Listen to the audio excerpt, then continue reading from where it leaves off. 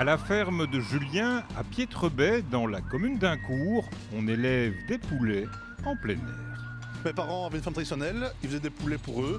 Et moi, il y a 4-5 ans d'ici, je me suis dit pourquoi pas finalement le proposer à tout qui veut. Et donc je me suis lancé finalement dans l'élevage de poulets plein air.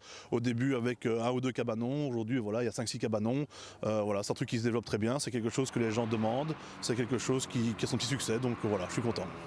Les poulets élevés ici n'ont rien à voir avec des poulets élevés enfermés par milliers dans un bâtiment fermé. Non, on n'a fait rien à voir. Ici, on tourne avec des bâtiments de 200 poulets environ, qui sont dans 400 mètres carrés d'herbe. Donc chaque poulet a ses 2 mètres carrés pour lui. C'est des poulets qui sont abattus à environ 100 jours, enfin je dis entre 85 et 100 jours, suivant la demande du poids du client. Voilà, c'est des poulets qui ont eu un bel espace pour se promener, qui sont libres de sortir et rentrer quand ils veulent.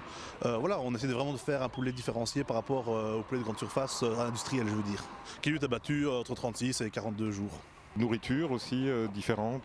Ici voilà, c'est une nourriture à base de froment de la région et un complément à base de maïs, pois, févrole, des vitamines. On est sur un poulet qui est un peu plus gros qu'un poulet de batterie, on est sur du poulet qui fait quand même 1,8 kg, 2 kg. Vu que le poulet a couru, vu que la nourriture est différente, vu qu'il est plus vieux, la couleur sera beaucoup plus rouge et je veux dire, on dit toujours, la chair tient à l'os finalement. Il faut manger la viande d'un poulet avec un couteau et on ne sait pas le manger juste avec la fourchette. Julien privilégie le circuit court en vendant ses poulets très majoritairement en direct.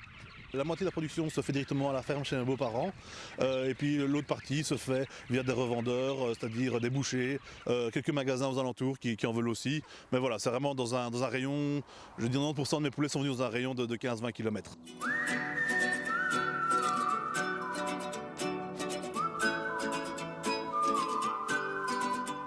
Julien est éleveur de volailles, mais aussi apiculteur.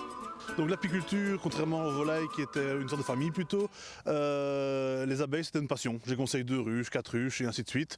Pour aujourd'hui on avoir 100 ruches en production plus ou moins dans 6-7 villages différents pour que chaque citoyen d'un village finalement peut avoir le miel de son village. C'est quelque chose que les gens aiment bien, c'est quelque chose de sympathique.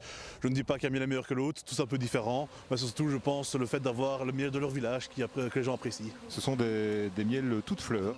C'est ça oui, donc dans cette région-ci, on a difficile à faire des miels d'une seule fleur. On pourrait faire de colza, châtaigne, mais c'est pas évident à faire. Moi j'ai opté pour un miel toute fleur. Donc les abeilles vont là où elles veulent, elles trouvent ce qu'elles trouvent et on récolte 2 fois par an. Un miel de printemps qui sera plus doux, qui sera composé de pommiers, poiriers, pissenlits par exemple. Et puis un miel d'été un peu plus fort, avec de la châtaigne, avec du tilleul dedans, avec de la ronce, du trèfle.